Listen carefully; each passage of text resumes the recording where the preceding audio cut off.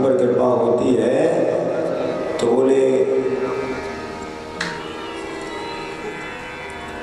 उसके जो है प्रशंसा करने वाले बहुत सारे लोग हो जाते हैं। और धन बढ़ता है तो धन बढ़ने के साथ साथ तीन चीजें व्यक्ति के पीछे आती हैं। एक तो बोले थाली, प्याली और ताली। थोड़ी सी सुधार करो आवाज में, हमी हो रही है, क्लियरिटी आ जाए, बस समय निकालना है, वो निकालेंगे 2 घंटे आराम से।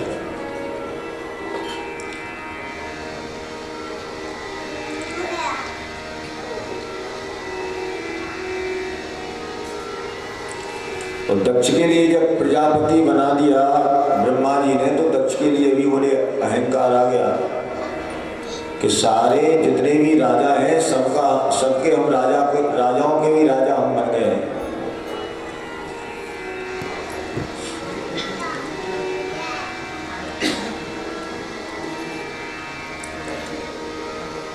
एक बार दक्ष ने सभा बुलाई, सारे राजाओं को उसमें एकत्रित किया, तो कथा आती है कि ब्रह्मा जी आए, नारायण भगवान आए और उसमें भूत वामन भोलेनाथ भी आए। और जब भूत वामन भोलेनाथ आए तो दक्ष प्रजापति को देख करके कोई खड़ा नहीं हुआ।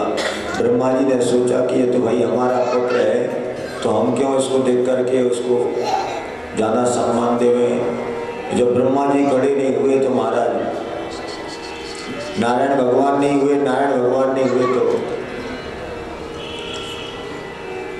भूत वामन भोलेनाथ भी नहीं हुए खड़े। उन्होंने सोचा ये तो हमारे ससुर हैं। और जब खड़े नहीं हुए तो दक्ष को बहुत क्रोध आया कि केवल शंकर की वजह से, भोले बाबा की वजह से ये 2 लोग भी खड़े नहीं हुए और हमारा अपमान किया है इन्होंने भरी सभा में। तो क्रोध आया उनके,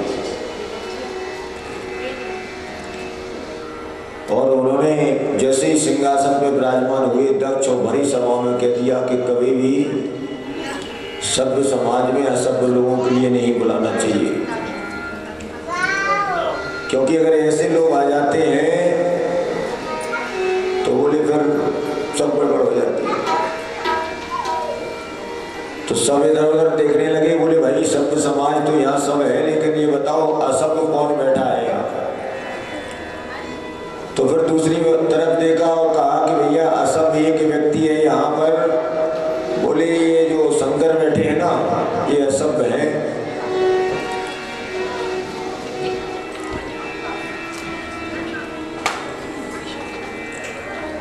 प्रेता वासेषु घोरासु,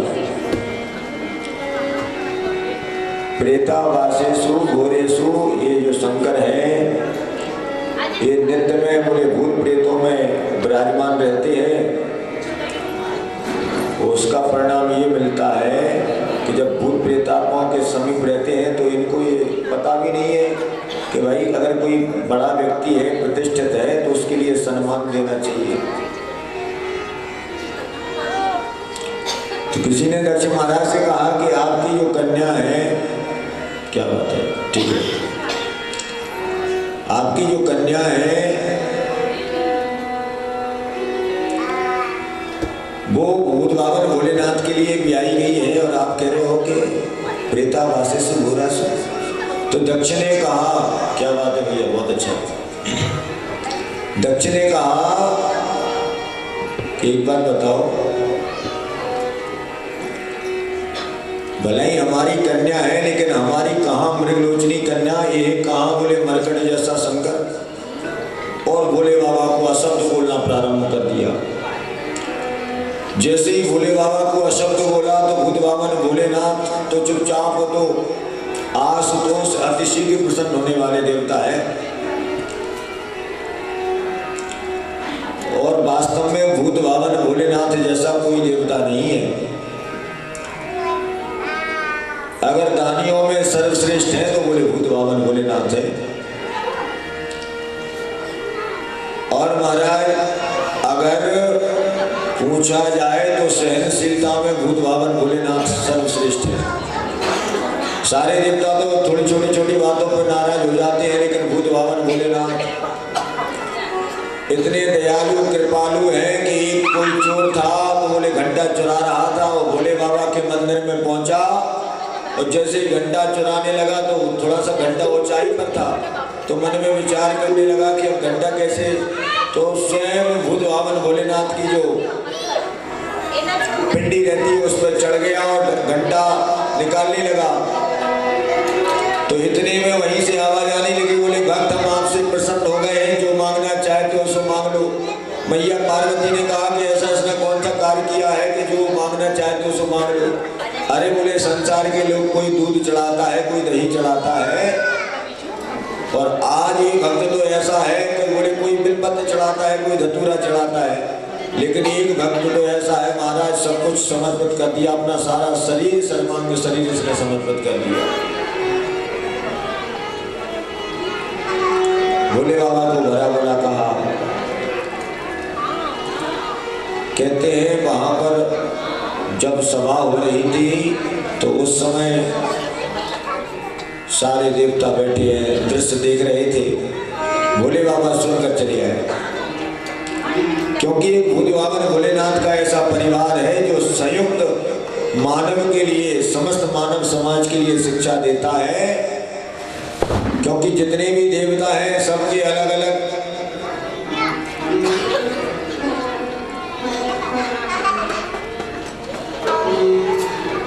परिवार में सबके अलग अलग दृश्य दिखाई देते हैं, सबके अलग अलग फोटो है, सबके अलग अलग, लेकिन भूत भावन भोलेनाथ का परिवार जो है संयुक्त विराजमान रहता है। और संयुक्त के साथ साथ जितने भी सब एक दूसरे से बैर रखते हैं, मोर सर्प से बैर रखता है, तो बोले भोले बाबा के परिवार में सब एक दूसरे के विरोधी हैं, फिर भी एक दूसरे के साथ रहते हैं। ये हमको शिक्षा देते हैं भूत भावन भोलेनाथ।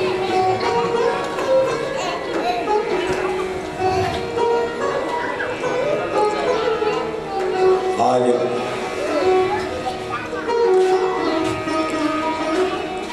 गणों ने जब देखा कुछ का कुछ बोले जा रहे थे दक्ष जी, तो गणों ने जैसे कहा, नंदीश्वर ने कहा, रे दक्ष तुम अपने पद में, पद के मोहे में आप शंकर की महिमा को भूल चुके हो और कुछ का कुछ बके जा रहे हो, जाओ हम तुमको श्राप देते हैं कि तुम्हारा मुख जो है कचरे का लग जाए। और ऐसा श्राप जो दिया नंदीश्वर ने, तो वहीं पर भृगु महाराज ने भी नंदीश्वर को श्राप दे दिया कि भाई ससुर दामाद का झगड़ा था, तुम बीच में काहे को बोले। और जब ऐसा कहा तो मन में विचार आया, भृगु जी ने कहा कि आपने बीच में ऐसा शब्द क्यों बोला है, जाओ हम भी आपके लिए श्राप देते हैं कि आप जो है शंकर के जितने भी गण हैं सब भ्रष्ट हो जावे। जैसा श्राप दिया तो गणों ने भी भृगु महाराज के लिए श्राप दिया। अंत तो गत्वा कथा ये आती है कि वही श्राप के कारण दक्ष ने यज्ञ किया। उन्होंने यज्ञ इसलिए किया था कि भाई केवल भूत भावन भोलेनाथ हैं, उनके लिए नहीं बुलाना है और उनके लिए नीचा दिखाना है, इसीलिए बोले दक्ष ने यज्ञ किया। तो कभी भी अगर हम कोई सत्कर्म करते हैं या पाठ पूजा करते हैं या धर्म करते हैं तो किसी को नीचा दिखाने के लिए हमको धर्म नहीं करना चाहिए। ये भाव नहीं होना चाहिए कि हम धर्मानुष्ठान करके अगर किसी को नीचा दिखाते हैं या कोई ज़्यादा पाठ पूजा करके किसी को नीचा दिखाते हैं, तो ऐसा हमारे जीवन में नहीं होना चाहिए। अगर ये भाव लाकर अगर हम कोई धर्मानुष्ठान करते हैं तो बोले महाराज फिर क्या होता है, जैसे भूत भावन भोलेनाथ ने दक्ष का यज्ञ जो विध्वंस किया, क्योंकि सती को निमंत्रण नहीं पहुंचा और सती मैया जो है भूत भावन भोलेनाथ से निवेदन करके पहुंच गई थी दक्ष के यहाँ। और जब भूत भावन भोलेनाथ का वहां पर स्थान नहीं पाया तो तो सती ने मन में विचार कर लिया कि जहाँ पर बुद्ध भगवान भोलेनाथ का स्थान नहीं है उस स्थान पर हमको नहीं जाना है। उस स्थान का जो यज्ञ है वो सफल नहीं हो सकता।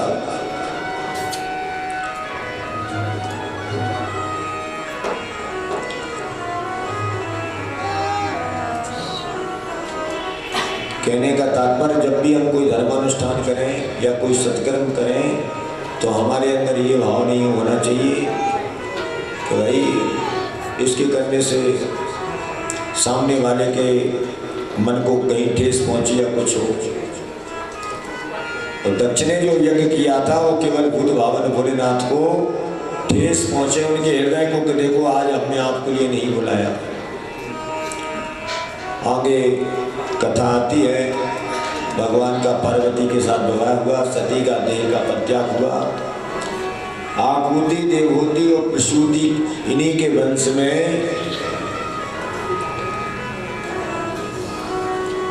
ये तीन कन्याएं थी और इनके 2 भाई थे। इनका नाम था प्रियव्रत और तानपाद। कि प्रियव्रतानपादो शत्रुपापते सुतो वासुदेवस कल्यायां रक्षायां जगत्स्थिता।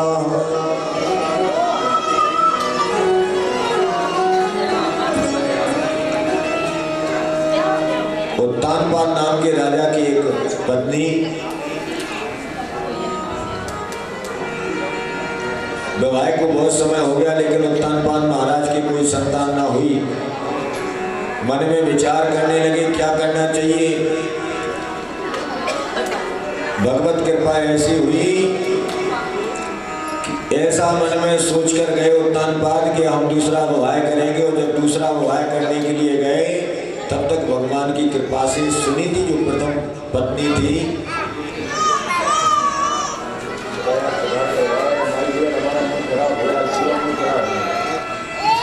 श्री हरि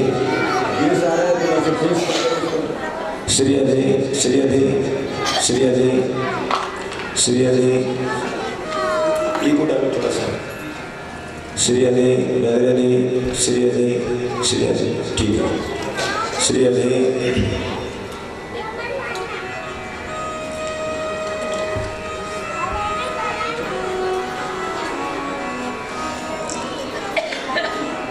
सुरुचि जो है, जो स्वयं की रुचि से चले, उत्तानपाद उसको लेकर आए और इधर सुनीति मैया गर्भवती हो गई। और जब सुनीति मैया गर्भवती हुई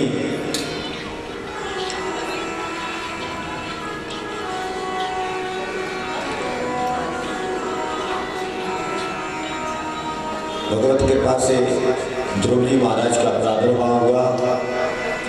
ध्रुव कहते हैं सत्य के लिए। बोले ध्रुव जी महाराज की जय। जय जय श्री राम।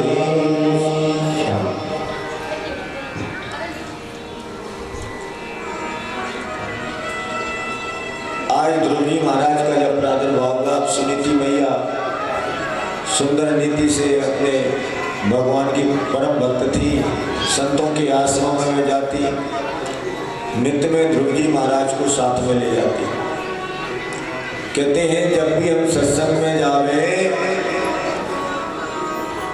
तो बोले अपने बच्चों को साथ ले जाना चाहिए। क्या है कि जैसा बच्चा देखता है सुनता है वैसा उसके जीवन में वह वैसा अनुकरण करने लगता है।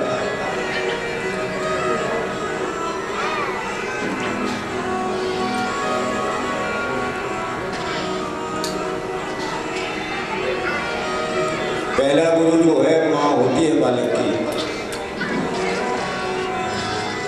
द्विशीलो मातृदोषेण पितृदोषेण मूर्खता कार्यपर्णं वंशदोषेण आत्मदोषति दरिद्रयति।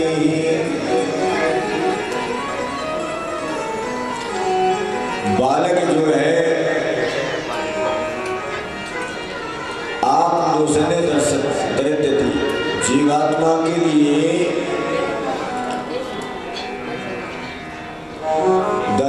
कब आती है? बोले दरिद्रता परमात्मा नहीं देता है जीवात्मा के लिए। दरिद्रता जो है वो स्वयं अपने कर्मों के द्वारा प्राप्त करता है, क्योंकि संसार सागर में सकल पदार्थ हैं जगमाई, कर्महीन नर पावै नाई। संसार के सारे सुख जो है संसार सागर में जीवात्मा के लिए प्राप्त होते हैं,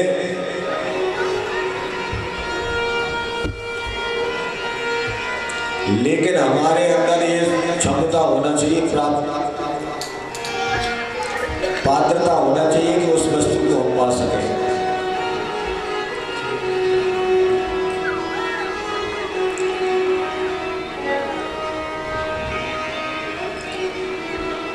ध्रुव महाराज जो है माँ के साथ जाते, संतों के साथ में विराजमान होकर, अब इधर उत्तानपाद का जब विवाह हो चुका था तो दूसरी पत्नी के कोई संतान नहीं थी, सुनीति मैया की तो संतान हो गई। तो संतों ने जब सुनीति मैया से कहा कि आपको जो मांगना है तो मांग लो, एक संताएं थे, तो सुनीति मैया ने कहा बस संतों का हमको दर्शन होता रहे, उनका सत्संग प्राप्त होता रहे, हमको कुछ नहीं चाहिए। नहीं बोली आपकी जो भी कामना है आप मांग सकते हो। तो सुनीति मैया ने कहा कि हमारी बस कामना यही है कि हमारी जो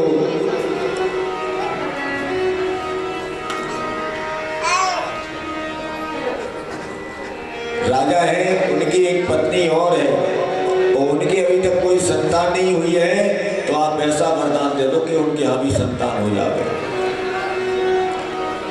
तो संत के आशीर्वाद से सुरुचि के भी उत्तम नाम के पुत्र हुए।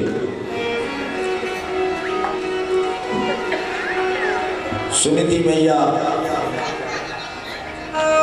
विराजमान है, एक दिवस की बात है,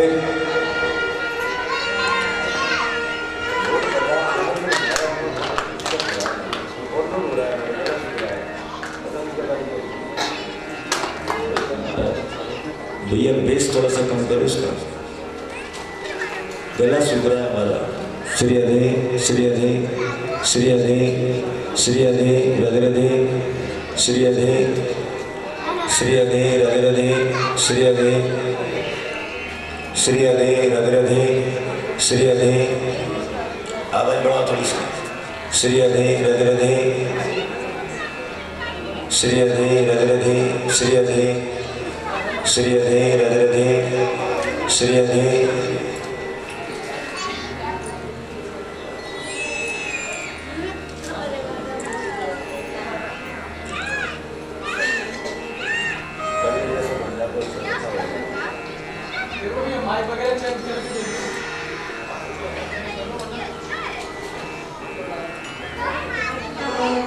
श्री अधे रधे रधे, हाँ ठीक, थोड़ा सा ठीक, श्री अधे श्री अधे रधे रधे श्री अधे।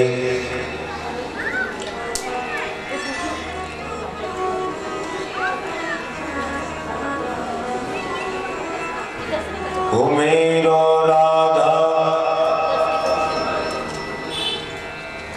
ओ मेरो राधा वल्लभ लाल, ओ मेरो राधा वल्लभ लाल।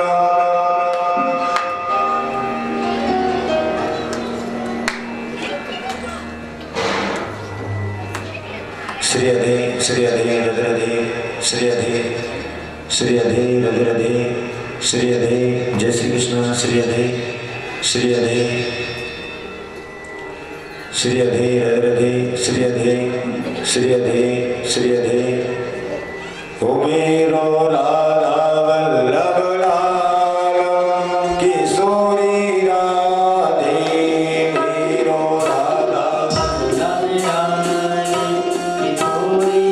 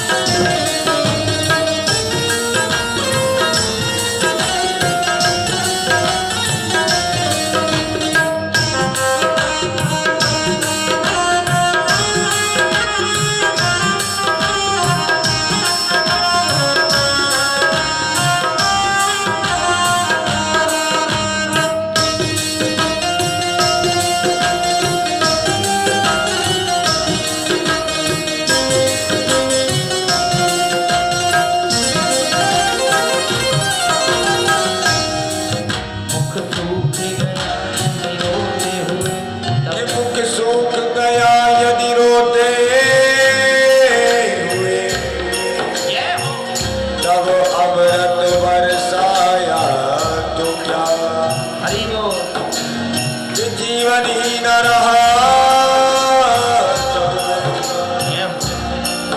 जब आकर दर्श दिखाया तो क्या, तब आकर दर्श दिखाया तो क्या, तब आकर दर्श दिखाया तो क्या।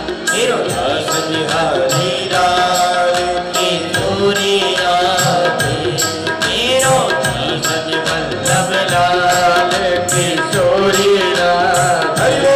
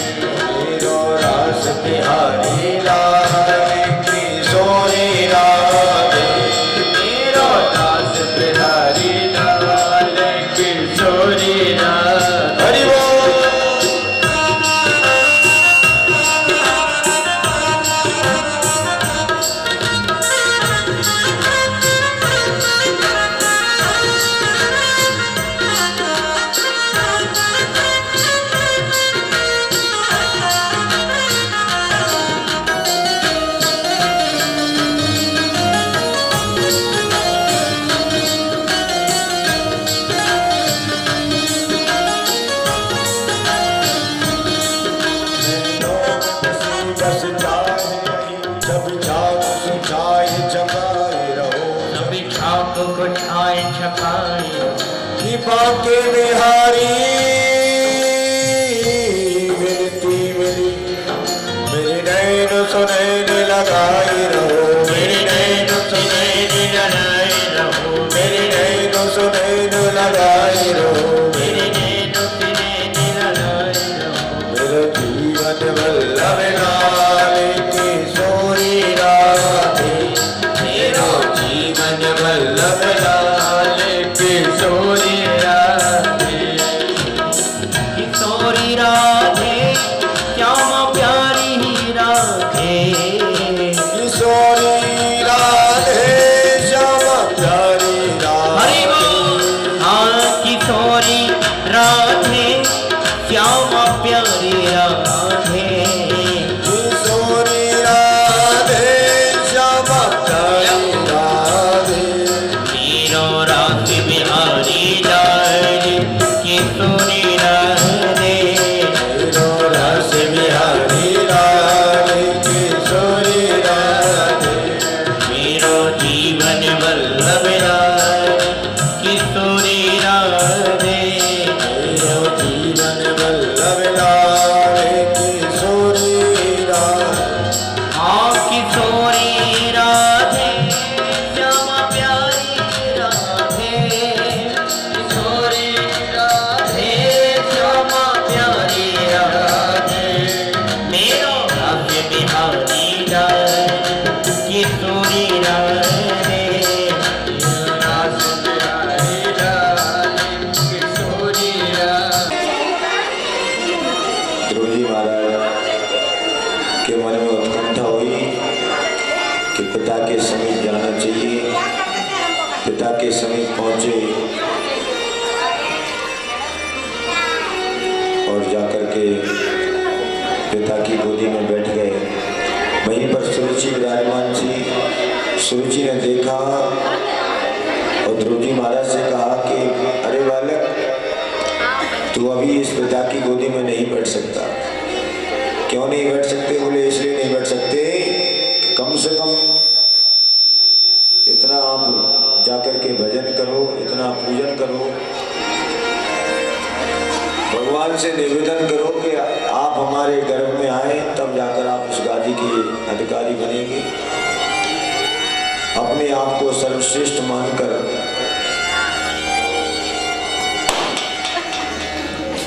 जो है अपने गर्भ को सर्वश्रेष्ठ माना सुरुचि ने और ध्रुव जी महाराज को उतार दिया। ध्रुव जी महाराज आए, माँ से शिकायत किया। तब माँ ने कहा कि बेटा जाकर के आपकी माँ ने जो शिक्षा दी है वह सही दी है, आपको भगवत प्राप्ति करना चाहिए। माँ से शिक्षा पाकर ध्रुव जी महाराज जो है जाते हैं।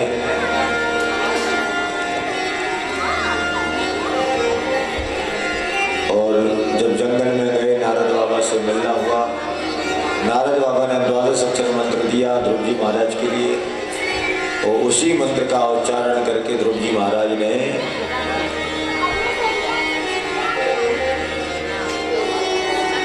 भगवान का ध्यान किया। कछुदिन भोजन बार बतासा किए, कठिन कछुदिन उपवासा। उसके पश्चात ध्रुव जी महाराज ने त्रात्रांते प्राप्ते कपतिवदरासना आत्मवित्तनुसारण मासम नित्यर्जनी हरम। और जैसे ही 5वां महीना आया, ध्रुव जी महाराज ने पहले तो ध्यान लगाया, उसके बाद अपनी सांस को रोका। तो जब सांस को रोका, 5वें मास प्राप्ति जतासनो निरपात्मजा। सुखदेव जी महाराज कहते राजन परीक्षित, जब 5वें महीना में ध्रुव जी महाराज ने अपनी श्वास को रोका तो सारे देवताओं की श्वास अवरुद्ध हो गई और सब देवता जो है भगवान नारायण के पास पहुंचे। तब भगवान आए और ध्रुव जी महाराज को दर्शन दिया। कुछ बोल नहीं पा रहे थे तो शंख लगाया भगवान ने ध्रुव जी महाराज के कपोल से। मूकम करोति वांचाल लंघते गिरम। ध्रुव जी महाराज ने भगवान का दर्शन किया और जब दर्शन किया तो भगवान ने कहा कि क्या मांगना चाहते हो? ध्रुव जी महाराज ने कहा कुछ नहीं, बस हमको राज्य प्राप्ति चाहिए। ज्ञान था नहीं तो भगवान ने उनके लिए 36,000 वर्ष तक ध्रुव जी महाराज ने राज्य किया जराधाम पर। और उत्तम उनके जो भाई थे उन्होंने यक्षों से युद्ध किया तो यक्षों ने उनके भाई उत्तम को समाप्त कर दिया। तब जाकर ध्रुव जी महाराज ने यक्षों से युद्ध किया।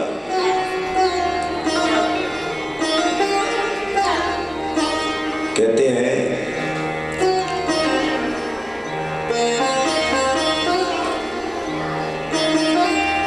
एक बार की बात है,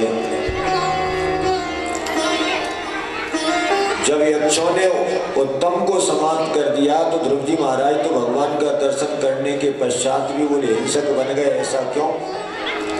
बोले जो सत्संग विहीन होता है वह हिंसक ही बन जाता है। तब जाकर नारद बाबा आए, उनको सारी बात समझाए। तब ध्रुव जी महाराज को ज्ञान प्राप्त हुआ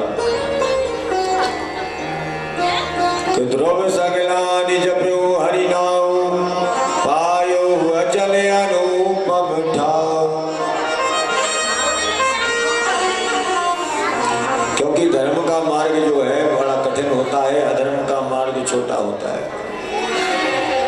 और यही बात प्राचीन बहेरी को नारद बाबा ने समझाई।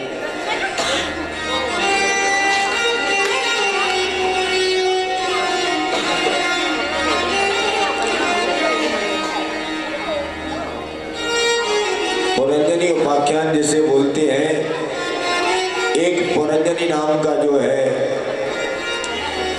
मित्र से आज्ञा लेकर आया संसार को देखने के लिए। अविज्ञात माने परम परमात्मा, और परमात्मा से सृष्टि का दर्शन करने के लिए जीवात्मा इस धराधाम पर आता है।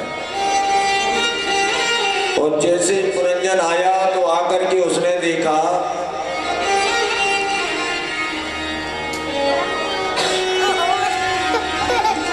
एक नवदरवाजे का उसको सुंदर नगर दिखाई दिया। नवदरवाजे के नगर में प्रवेश कर गया, और जैसे ही नवदरवाजे के नगर में प्रवेश किया तो वहां पर एक पुरंजनी नाम की जो रानी रहती थी उसके प्रति उसका आकर्षण हो गया। बोले हम विवाह करना चाहते हैं। पुरंजनी ने कहा कि आपको घर जमाई बनकर रहना पड़ेगा। उसने मंजूर किया और ऐसा ही किया। रहने लगा पुरंजनी के पास।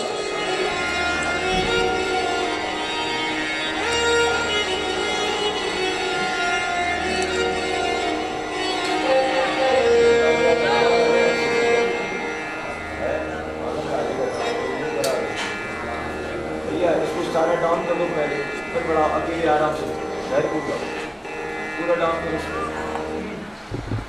अब बड़ा थोड़ा सा साधक। अब इसको दूसरी भाषा में समझते हैं। अविज्ञात जो है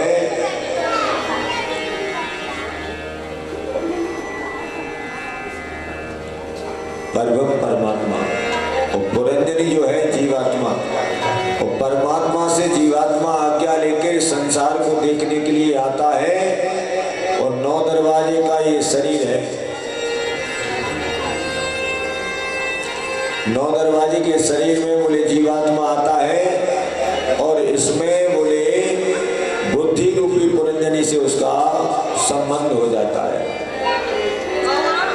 और जरा माने बुढ़ापा, और चंडी वेग माने होता है काल। काल जब आता है तो जरा माने बुढ़ापे को साथ में लेकर आता है।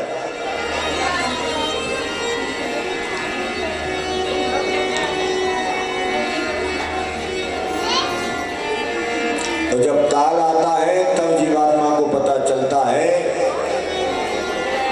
अविज्ञात के रूप में परम परमात्मा जीवात्मा के लिए बताता है कि भैया आप इस संसार सागर में आए हो, आपका कार्य है हमारा ध्यान करना, हमारा भजन करना, हमारा पूजन करना।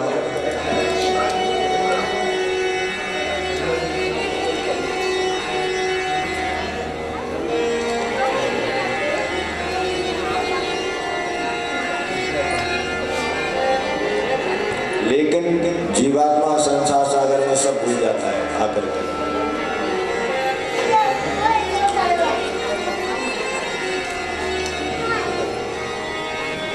अगर परम परमात्मा को प्राप्त करना है तो कुछ परिवार का भी परित्याग करना पड़ता है, समाज का भी परित्याग करना पड़ता है। कि तजो पिता पहला बंधु भरत महतारी,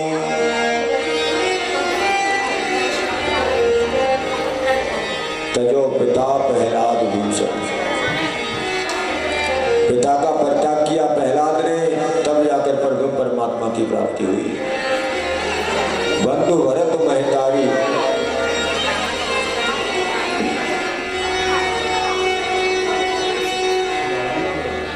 विभीषण ने अपने भाई को परित्याग किया तब परम परमात्मा की प्राप्ति हुई। गुरु का परित्याग किया, बोले राजा बलि ने अपने गुरु का परित्याग किया तब बोले परम परमात्मा की प्राप्ति हुई।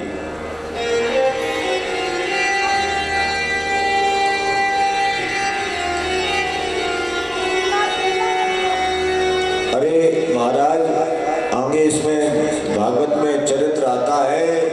श्री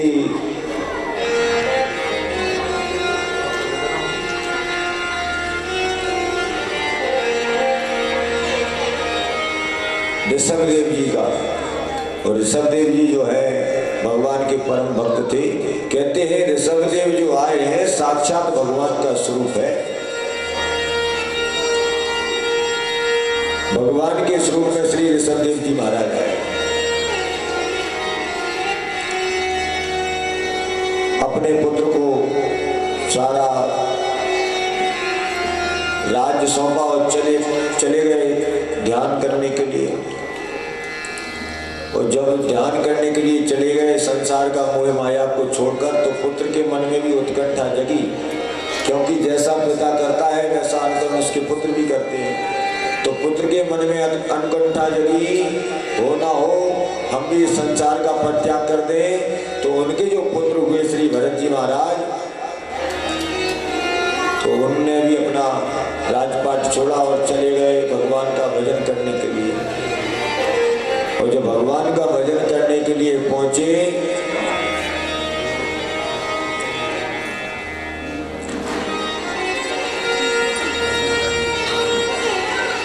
तो भगवान का भजन करने के लिए जैसे पहुंचे,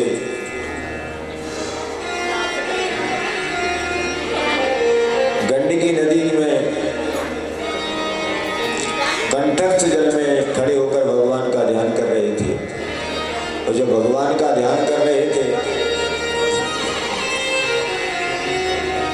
इतने में क्या हुआ कि एक हिरणों का झुंड वहां से निकला। और जब हिरणों का झुंड निकला तो उसके समीप में एक गर्भस्थ हिरण वहां से निकली।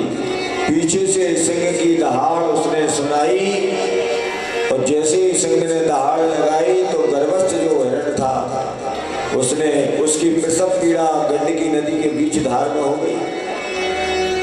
और वहीं पर भरत जी महाराज ने मन में विचार किया कि भाई ये कौन है, और ये ऐसा मानो प्रतीत होता है जैसे हिरण का शावक हो। लेकिन हिरण को जैसे ही प्रसव पीड़ा हुई तो हिरण तो वहीं समाप्त हो गया।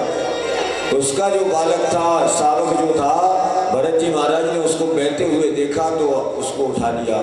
जैसे ही उठा कर लाए और ले जा करके अपने किनारे पर उसको बिठा लिया। जैसे किनारे पर बिठा रहा तो आनंद पूर्वक भरत जी महाराज उसके साथ रहने लगे। जैसे उसके साथ भरत जी महाराज रह रहे थे, जो भरत जी महाराज दिन में बहुत भगवान का निरंतर भजन करते रहते, वो भरत जी महाराज का आसक्ति जो है उस शावक से हो गई, हिरण के बालक से।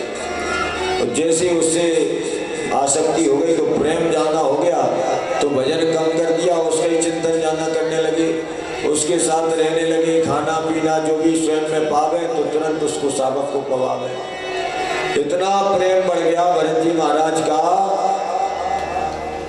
क्या वो माला झोली जो लेकर गए थे एक तरफ रख दी और बस हिरण के बच्चे के साथ ऐसा मानने लगी कि ये हमारा पुत्र है, हम इसके पिता हैं, और बहुत आसक्ति हो गई। कहते हैं जीवन में कभी भी किसी वस्तु पर आसक्ति जीवात्मा को नहीं करना चाहिए। अगर जीवन में जीवात्मा आसक्ति करता है तो उसमें ही बन के रह जाता है। भरत जी महाराज आसक्ति कर बैठे हिरण से, हिरण के बच्चे से। एक दिन क्या हुआ कि हिरणों का झुंड फिर से आया, वह हिरण का जो बालक था उस झुंड में चला गया भरत जी को छोड़कर। और जैसे ही भरत जी को छोड़कर वह गया, भरत जी महाराज उसके वियोग में इतने परेशान हुए कि शावक था पता नहीं कहाँ चला गया हमको छोड़कर। और ऐसा बार बार भरत जी महाराज के मन में विचार आया।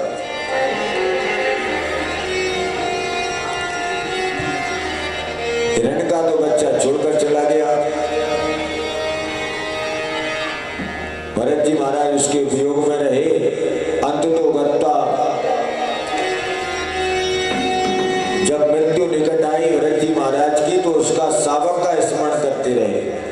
और शावक का स्मरण बार बार किया तो दूसरे जन्म में उनको हिरण के रूप में जन्म लेना पड़ा। अंत समय में जिसका स्मरण हम करते हैं, अगला जन्म हमको उसी का प्राप्त होता है, शास्त्रों का मत है। अंत समय में अगर हम धन का स्मरण करेंगे कि हमारा ये धन इसके पास रह गया है, हमने उसको वहां से उठा नहीं पाया है, तो बोले क्या होता है, बाद में जब मृत्यु हो जाती जाती है जीवात्मा की, तो बोले सर्प बनकर वह जीवात्मा सर्प बनता है दूसरे जन्म में, और उसी धन पर आकर विराजमान हो जाता है और उसकी रक्षा करता रहता है।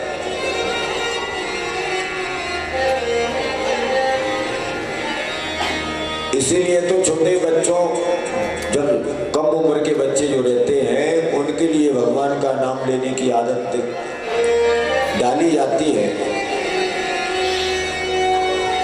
आप सोचो कि हम वयोवृद्ध होकर के हम 50 साल बाद कुछ हमारे अंदर सुधार हो गए, 60 साल बाद आपके अंदर कुछ सुधार हो गए, तो बोले ऐसा होना बड़ा मुश्किल होता है।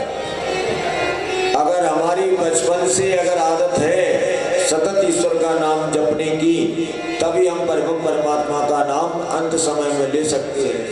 आप सोचो कि 60 साल बाद या 70 साल बाद प्रारंभ किया, तो बोले भला ही असर तो आएगा उसका, लेकिन महाराज जो आनंद युवा अवस्था में है, भगवान का भजन करने का या भगवान के भक्ति मार्ग पर चलने का, वो आनंद वयोवृद्ध अवस्था में नहीं है।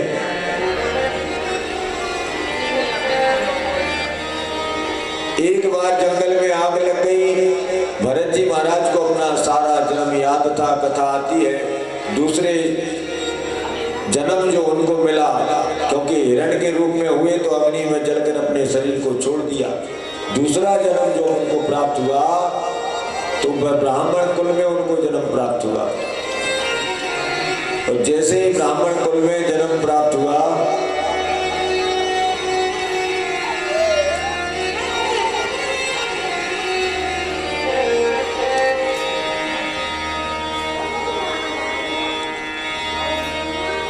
अब उनके पिताजी जो है बड़े विद्वान थे भरत जी महाराज के, तो उन्होंने कुंडली को देखा कि ये बालक तो जो है बड़ा ब्रह्म ज्ञानी है, कुंडली से पता चल जाता है। और वो ज्योतिष के बहुत जानकार थे भरत जी महाराज के पिताजी। उन्होंने देखा कि वो बहुत बड़ा ब्रह्म ज्ञानी है और ये तो हमारा परिवार का यश करने वाला होगा, बड़ा नाम करने वाला होगा।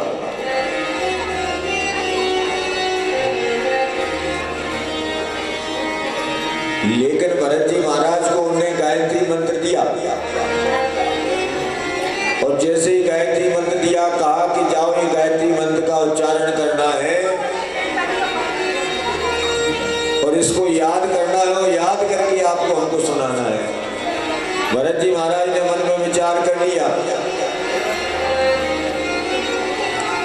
कि अगर आज हमने गायत्री मंत्र को उच्चारण करके और इनको सुना दिया, याद करके अगर सुना दिया, तो कल के दिन ये कहेंगे कि भाई सुस्ती वाचन याद करो, परसों कहेंगे कि ब्राह्मण हो तो भाई सत्यनारायण की कथा करो, आगे चलकर फिर आप बोले विवाह कराओ, ऐसा कराओ वैसा कराओ, तो इस संसार की माया में हमको हमारे पिताजी उलझा देंगे।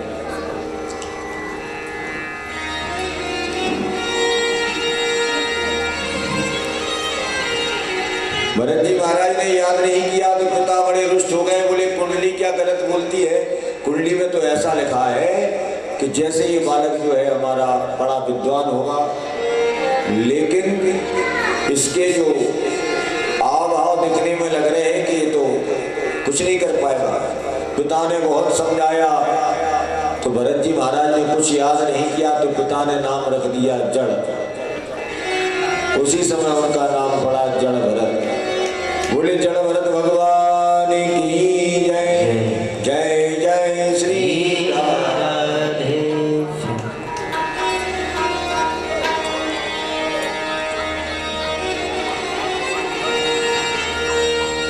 जड़ भरत जी महाराज भगवान के परम भक्त हैं। पिता तो चले गए,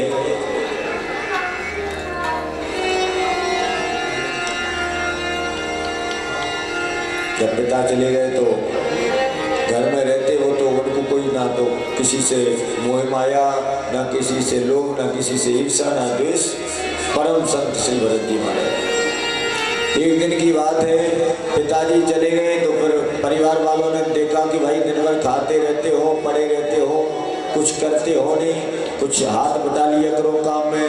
तो घर वालों ने कह दिया जाओ खेत पे जाओ, भरत जी महाराज खेत में पहुंचे और वहाँ भी उनने कोई सेवा नहीं की, रखवाली करने के लिए भेजा और रखवाली करने के लिए भेजा तो भरत जी महाराज ने उस खेत की भी रखवाली नहीं की।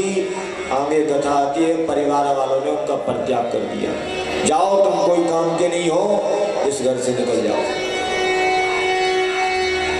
जब भरत जी महाराज को निकाल दिया, जंगल में चले गए, कोलभील मिले, कोलभीलों ने उनकी बलि लगाने के लिए काली मैया के सामने ले गए।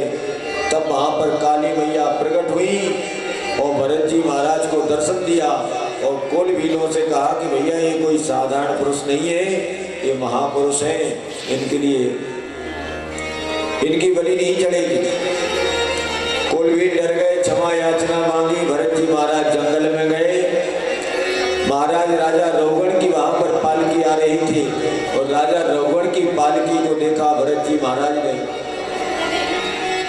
तो एक कहार जो है रघुगण की पालकी में 4 कहार लगे जा रहे थे, तो एक कहार बीमार हो गया और जब एक कहार बीमार हुआ तो भरत जी महाराज से जो 3 कहार और लगे थे उन्होंने देखा कि भाई ये कहार बीमार हो गया है और महाराज की पालकी को आगे जाना है, तो एक और ले गए और भरत जी महाराज से निवेदन किया, बोले महाराज आप थोड़ी हमारी हेल्प करो, ये जो है हमारा कहार बीमार हो गया है। राजा रघुगण इसमें विराजमान है और इनको लेकर चलना है। भरत जी आए, पालकी को साथ में लेकर चलने लगे और जैसे ही पालकी में लगे तो उनका नियम था जड़ भरत का कि जो भी उनको कोई जीव जंतु अगर रास्ते में आ जाए तो बोले उसको देख परख के चलते थे। चींटी आती है तो छलांग लगाते हैं। एक बार जैसे ही छलांग लगाई तो राजा रघुगण की जो है मस्तक पालकी की जो है पार्टी में लग गया। राजा रघुगण ने कहा क्यों अच्छे से नहीं चलते हो, क्या आपको चलना नहीं आता है? कहारों ने कहा महाराज क्षमा करें, हमारा एक कहार जो है बीमार हो चुका है, नया नया कहार कोई हमने लगाया है तो थोड़ा सा गड़बड़ कर रहा है, ठीक कर लेंगे हम उसको। ऐसा आश्वासन दिया। फिर आगे और बढ़े तो एक बार फिर और टकराई सर, तो राजा रघुगण को क्रोध आ गया, बोले कौन सा एक आहार है? तो जैसे ही राजा रघुगण ने भरत जी महाराज की ओर देखा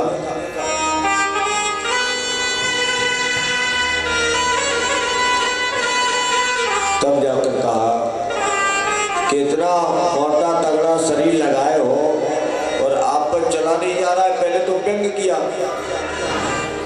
और जैसे ही ऐसा व्यंग किया तो राजा रघुगण से भरत जी महाराज ने कहा महाराज कौन मोटा है, कौन तगड़ा है, कौन चल रहा है, कौन नहीं चल रहा है? बोले हमारा तो ऐसा कुछ भाव ही नहीं कि हम कहीं किसी का बोझा लेकर चल रहे हैं। और जैसे ही ज्ञान की बातें करने लगे इतने में राजा रघुगण ने देखा तो यज्ञोपवीत उसके शरीर पर धारण देख करके सोचा, मन में विचार किया, अरे ऐसा मानो प्रतीत होता है जैसे ये कोई विशेष विद्वान ब्राह्मण है और यज्ञोपवीत धारण किए हुए।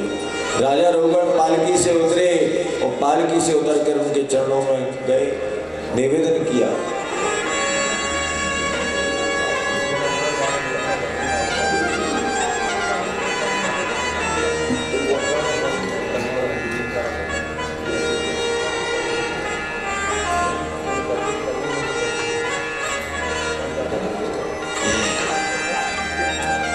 और राजा रघुगण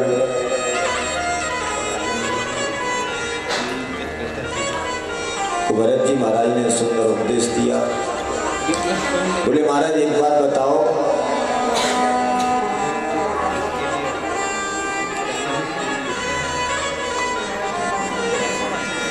बोले शरीर का संबंध जो है किससे है?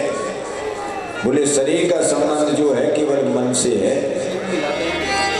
सुख दुख जो हमको प्रतीत होता है वो केवल मन से होता है। शरीर का संबंध आत्मा से नहीं है। तो बोले महाराज जब मन का संबंध शरीर से है तो आत्मा का तो संबंध मन से है ना। जब मन दुखी होता है तो आत्मा दुखी होती है।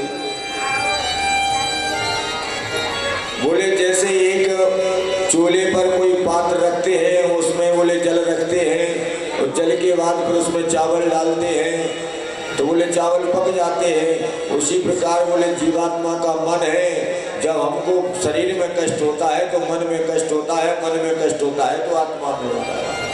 तब राजा रघुगण के लिए भरत जी महाराज ने उपदेश दिया, राजन मन की बात आप बोल रहे हो तो देखो, जो आप उदाहरण दे रहे थे कि भाई पहले हमने पात्र रखा, तो बोले ऐसा भी नहीं है। हाँ, बोले ऐसा भी नहीं है कि आपने पात्र रखा। थोड़ा सा बस आपने जब पात्र रखा है तो उसको गर्म किया, ये बात आप भौतिक बता रहे हैं। फिर उसमें चावल डाले, फिर जल गर्म हुआ, फिर चावल गर्म हुए, तब वो खीर बनती है। बोले ये सब जो है सांसारिक दृष्टि से देखने योग्य है, और जो हमारा मन और आत्मा का संबंध है ये अलग है। क्योंकि चावल को छुआ जा सकता है, जल को देखा जा सकता है, लेकिन आत्मा जो है ना तो उसको छुआ जा सकता है ना देखा जा सकता है। आज सुंदर ढंग से उपदेश दिया तो राजा रघुगण ने कहा कि महाराज इसका कारण क्या है? बोले कारण केवल सुख दुख का होता है, वो है मन। श्री अधि, श्री अधि, हाँ थोड़ा सही को डाल दो। श्री अधि हृदय अधि, श्री अधि हृदय अधि, श्री अधि। जय श्री कृष्ण। श्री अधि, श्री अधि, श्री अधि, श्री अधि।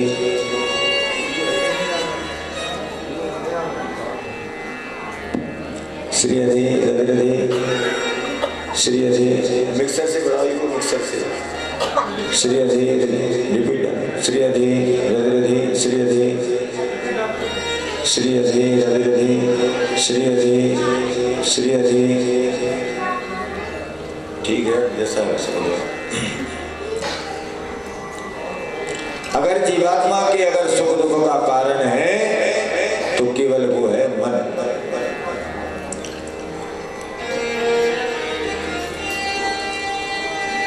कि मन के हारे हार है, मन के जीते जीत, मन ही मिलावत राम सो, मन ही करावे भजीत। अगर आपकी मन की अनुकूलताएं हैं तो महाराज चाहे ऐसी परेशानी हो गए, फिर भी आपकी मन की अनुकूलता है तो परेशानी सरलता में बदल जाती है। और अगर मन की अनुकूलताएं नहीं है तो छोटी सी भी परेशानी आपकी बहुत बड़ी परेशानी बन जाती है।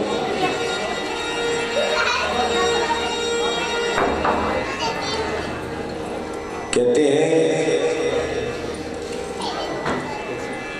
एक उदाहरण के रूप में अगर देखा जाए कि आपकी अनुकूलता के अनुसार कोई व्यक्ति अगर नहीं है, तो कथा चल रही है और आपके सामने आकर बैठ जावे वह व्यक्ति, तो आपको थोड़ा सा मन असंतुष्ट हो जाएगा और इतना ज्यादा क्रोध आ जाएगा कि लड़ने जैसा मन हो जाएगा। मन में आएगा बार बार कि भैया हम तो 2 बजे के बैठे हैं और ये आकर हमारे सामने बैठ गया। अगर इसको जल्दी बैठना था तो पहले ही आ जाता है। और अगर आपके अनुकूल वह व्यक्ति नहीं है, भला ही आपके सामने बैठा है, आपसे कोई लेना देना नहीं है, वो अपनी कथा सुन रहा है, आप अपनी सुन रहे हैं, जगह भी पड़ी थी, वो बैठ गया आकर, और जब वो आ रहा था तो आपके मन में आया कि ऐसा ना हो कि ये व्यक्ति यहाँ पर आकर बैठ जाए, तो आपने और हाथ पांव फैला लिया कि कहीं यहीं ना बैठ जाए आकर। और वही मन के अनुकूल अगर कोई आपका सगे संबंधी आ गया, प्रेमी आ गया, तो आपको ऐसा लगेगा कि भैया जगह भी नहीं है। अगर मन के अनुकूल है तो उसको भी आप अपने बगल में बिठा लेंगे, और बगल में बिठाल करके साथ साथ अगर उसने अपना चरण जो है पैर आपके घुटने पर भी रख दिया और वजन भी रख दिया तो भी आपको कष्ट नहीं होगा, क्योंकि वो आपके अनुकूल है। तो सारा सुख दुख की जो जड़ होती है वो होती है मन।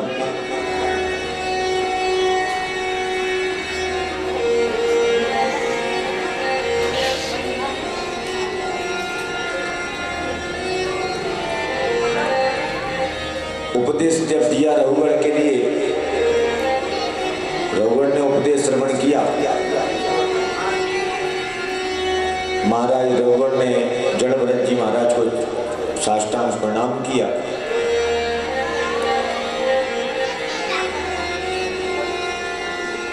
कहते हैं संत महात्मा ही जीवात्मा के लिए जो है सदुपदेश देते हैं, उनका जीवन बदलते हैं और संत समझाते हैं।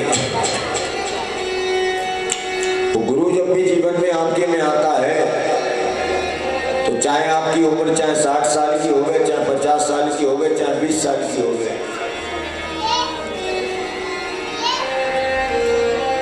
गुरु जब जीवन में आता है, गुरु होता है दीपक की तरह। दीपक को आप जब अंधेरे में रूम में लगाते हैं तो दीपक ये नहीं पूछता है कि भैया ये 50 दिन से बंद है रूम, कि 1 महीने से बंद है। दीपक तो जो रोजाना जैसा उजाला देता है, चाहे वो 50 दिन से बंद हो कमरा, चाहे 4 दिन से बंद हो, उसका जो नियम है अपना उजाला उतना ही देता है। उसी प्रकार जीवन में आपकी उम्र कैसी भी हो गए, अगर गुरु मिलते हैं तो महाराज हर परिस्थिति में संभाल लेते हैं। और बगैर गुरु के, बगैर संत के हमारा जीवन अपूर्ण माना गया है।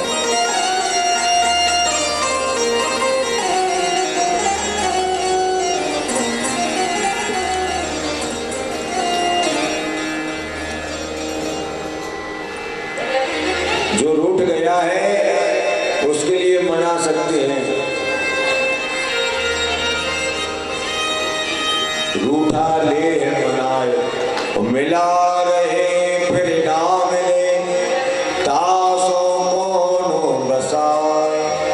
जो रूठा है उसको तो मनाया जा सकता है, जो सोया है उसको तो जगाया जा सकता है कि मिला रहे फिर ना मिले। अगर हमारे अंदर अज्ञानता है, हमारे सामने भी अगर कोई वस्तु है उसके बारे में हमको जानकारी नहीं है, तो उसके लिए तो केवल फिर गुरु की आवश्यकता होती है।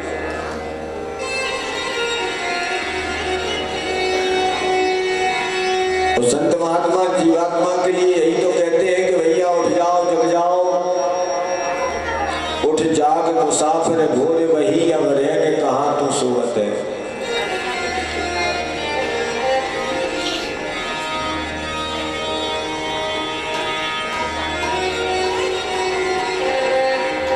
एक जगह एक संत जी रोजाना भगवान का भजन करते रहे थे और उनका नियम था कि वो प्रातः काल जगते और जग करके सबको बढ़िया भगवान का भजन सुनाते।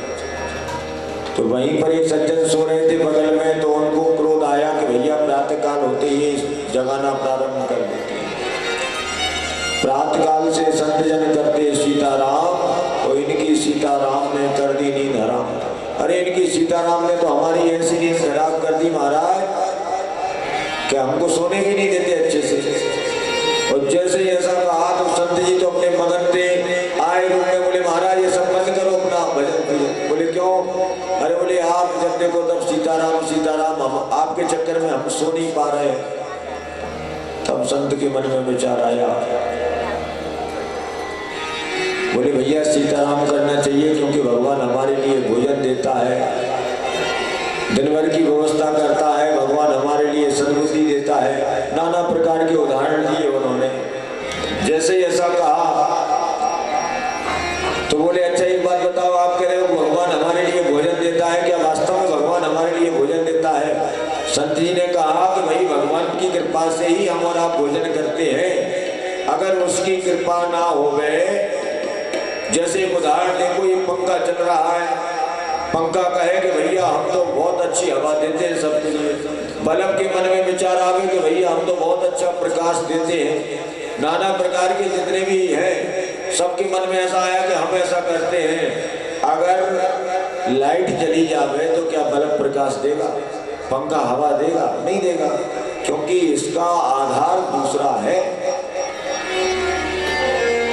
इसी प्रकार जीवात्मा के अंदर जितने सारे उपकरण जो लगे हैं, आंखें रहती हैं, लेकिन जब परमात्मा आंखों की देखने की शक्ति को खत्म कर देता है तो आंखें तो दिखाई दे रही है संसार के लिए, लेकिन आंखों के अंदर जो शक्ति है उससे दिखाई देना बंद हो गया है।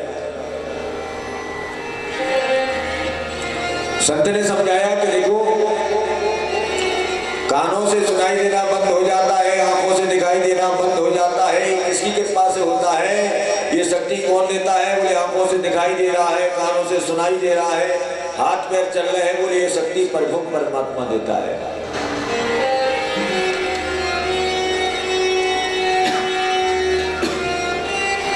तो जब सब कुछ प्रभु परमात्मा दे रहा है तो भोजन की व्यवस्था भी वही कर रहा है। तो मन में विचार आया उनके, उसने कहा अरे महाराज, ऐसे तो ज्ञानवान बहुत मिलते हैं, और अगर हम भोजन नहीं करें तो क्या भगवान हमारे लिए भोजन करा जाएंगे? जैसा ऐसा कहा तो बोले आपके लिए क्या, अगर आप भोजन नहीं करते हैं तो बोले भगवान आपको मार मार कर भी भोजन खिलाएंगे। बोले अगर ऐसा नहीं हुआ तो, संत ने कहा ऐसा हो गया तो, बोले अगर ऐसा हो गया तो बोले हम जो आप कहोगे सो हम करेंगे, और नहीं हुआ तो जो हम कहेंगे वो आपको करना पड़ेगा। बोले ठीक है। उसने सोचा ऐसी जगह चलो ना रहेगा बांस ना बजेगी बांसुरी, और चला गया एक वृक्ष के ऊपर, बरगद के पेड़ के ऊपर जाकर के बैठ गया जंगल में कि यहाँ अन्न रहेगा नहीं तो हमको भोजन करना नहीं पड़ेगा, जब भोजन नहीं करेंगे तो संत जरूर हार जाएंगे। लेकिन क्या हुआ, उसी बरगद के नीचे एक बार बंजारों की टोली जैसी आई, और जैसे ही बंजारों की टोली आई तो वहां पर बैठ गए, कहा कि अच्छा पेड़ है, ठंडक है, और बंजारों ने भोजन प्रारंभ कर दिया। जैसे ही भोजन करना प्रारंभ किया बंजारों ने, इतने में क्या होता है, बंजारे भोजन के लिए बैठ गए। एक बंजारी ने आवाज लगाई कि भैया भोजन नहीं करना है, भागो भागो। बोले क्यों? बोले डाकू आ गए हैं। अब डाकुओं की आवाज सुनी तो बंजारों ने भोजन जैसा का तैसा परोस करके वहां छोड़ दिया और दौड़ पड़े बंजारे। जैसे ही बंजारे दौड़े, इतने में क्या हुआ, पीछे से डाकू आ गए, बंजारे तो भाग गए, भोजन जैसा का तैसा छोड़ गए। बंजारों ने देखा, डाकुओं ने देखा कि यहाँ पर भोजन है, तो एक डाकू जो बोला, बोले सरदार बहुत अच्छी खुशबू आ रही है, ऐसा लग रहा है कि भोजन करने में भूख भी लग रही है, समय हो गया है। तो सरदार ने कहा खबरदार अगर किसी ने हाथ लगाया इस भोजन से। जैसे ही ऐसा बोला कि खबरदार अगर किसी ने हाथ लगाया,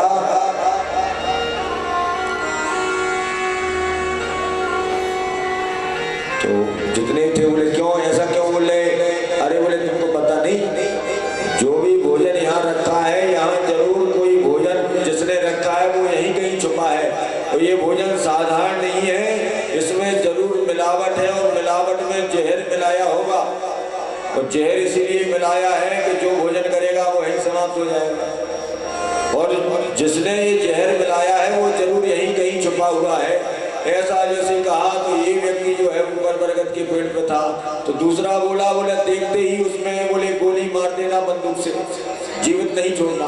अब इसने सोचा ऐसा ना हो कि धोखे से अगर इनने देख लिया तो हमको समाप्त कर देंगे, और तुरंत नीचे उतर के आ गया। महाराज क्षमा करो, हमारी कोई गलती नहीं, ना इसमें कोई जहर है, ये तो बंजारे भोजन कर रहे थे तो वो छोड़कर भाग खड़े हुए। बोले तुम कौन हो? बोले अरे हम तो एक संत जी से शर्त रख कर आए थे कि भोजन नहीं करेंगे, उनने कहा था तो हम यहाँ छुप करके आ गए, हमने सोचा जंगल में चलो तो छुप जाएंगे।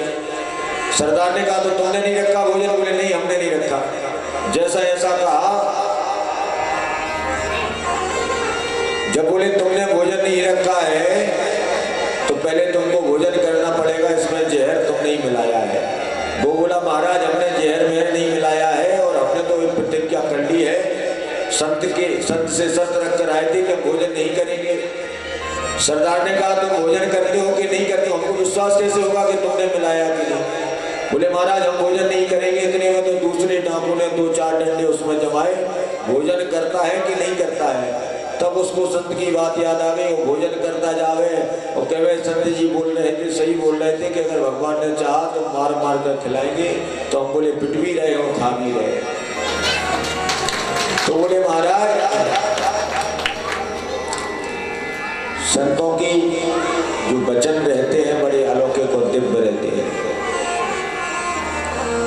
और संत महात्मा यही समझाते हैं अनमोल तेरा जीवन यूं ही गवा रहा है। मोल तेरा जीवन यूं ही गवा रहा है। अनमोल तेरा जीवन यूं ही गवा रहा है।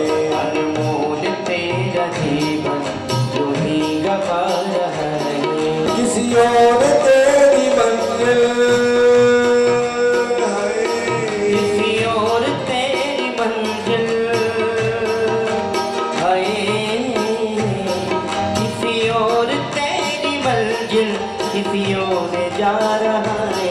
अनमोल तेरा जीवन यूं ही गवा रहा है। अनमोल तेरा जीवन यूं ही गवा रहा है। किसी और तेरी मंजिल है। किसी और तेरी मंजिल किसी और जा रहा है। तेरा जीवन यूं ही गवा रहा है। अनमोल तेरा जीवन यूं ही गवा रहा है।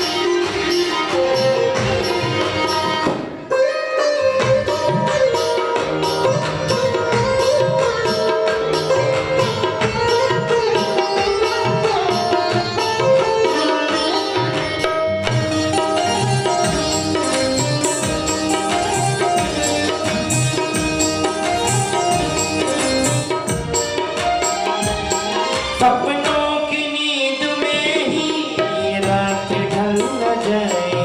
सपनों नींद में ही ये रात ढल न जाए। ओ आ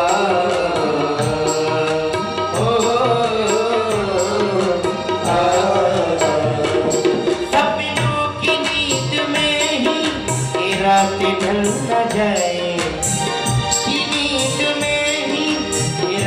ढल न जाए। पल भर का भरोसा जान निकल न जाए।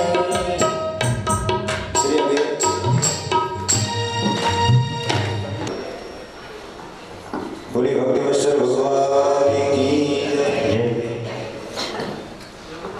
जय।